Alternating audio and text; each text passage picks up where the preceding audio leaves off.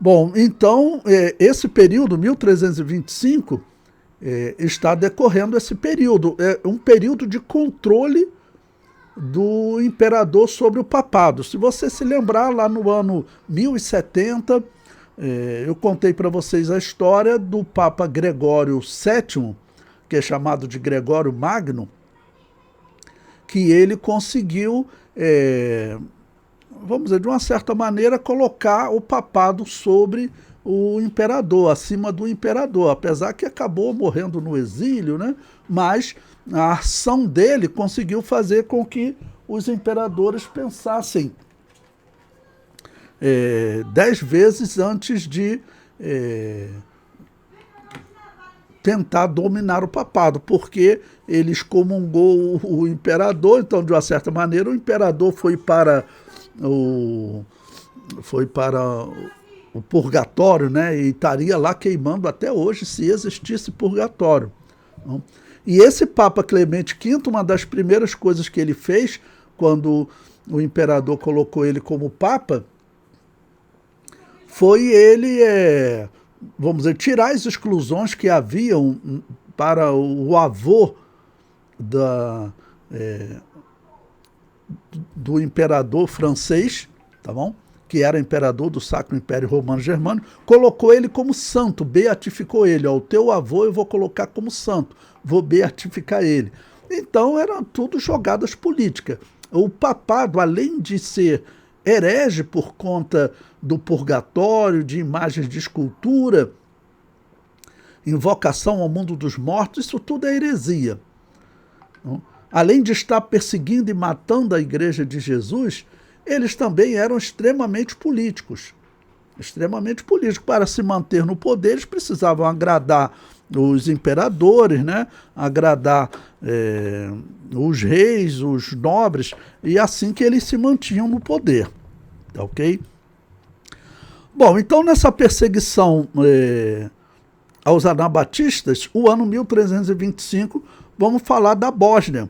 Bom, eu falei com vocês da Bósnia cerca de 100 anos antes, né, mais precisamente 126 anos, e contei que há 126 anos teve um rei da Bósnia que ele aceitou Jesus como salvador numa igreja anabatista. Ele se tornou anabatista, a rainha também. Diz que houve um grande avivamento no país, e aí você lembra o que o Papa fez, né?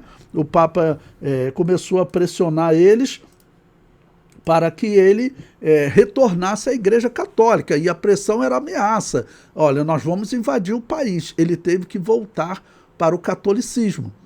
E se comprometeu a perseguir os anabatistas. Agora, 126 anos depois, veja o que está acontecendo. Então, página 88, o item 57 do material didático, perseguição aos anabatistas da Bósnia. Os anabatistas da Bósnia, que foram descobertos cerca de 126 anos antes, quando o rei Culiban abandonou o catolicismo e se converteu à fé anabatista, continuaram crescendo. E o Papa escreveu às autoridades da Bósnia. Bom, eu coloquei aí um historiador, uma citação, vou até aproveitar para falar para vocês, eu sempre coloco citações, mas se você vê lá no meu canal, entram os católicos lá e dizem que sem citações, sem dados históricos, não tem valor nenhum. O que eu mais faço é citar historiadores, tá bom? Então eu sempre falo para vocês, eu prefiro citar historiador na íntegra e depois nós analisarmos o texto deles. Então vou citar agora uma obra escrita em 1931 nos Estados Unidos por Hammer Broadbent. O título da obra é A Igreja Peregrina, traçando a trilha dos cristãos esquecidos desde o Pentecoste até o século XX. Essa é uma obra que eu coloco na referência bibliográfica, que é uma obra que ela segue essa corrente teológica que eu digo para vocês de história da igreja, que é o sucessionismo, dizendo que sempre existiram igrejas fora da Igreja Católica. Ele diz: o Papa escreveu em 1325, sabendo que és um filho fiel da Igreja Católica, Nós te encarregamos, portanto, de exterminar os hereges em teus domínios e render ajuda e assistência a Fabiano, nosso inquisidor, na medida em que, como uma grande multidão de hereges de muitas e diversas partes coletados, confluíram para o Principado de Bósnia, confiando ali para semear os seus erros obscenos e para habitar ali em segurança. Então, uma pausa aqui para explicar a vocês.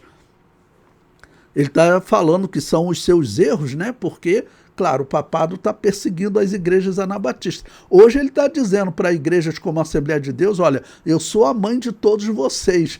Mas, até em termos lógicos, nós sabemos que a mãe protege a vida do filho. Não existe, vamos dizer, essa de a mãe estar matando os filhos aqui. Ela vai dizer o que agora? Eu matava vocês porque era necessário naquela época, mas agora eu quero dizer que eu sou filho, vocês são meus filhos, venham todos para mim.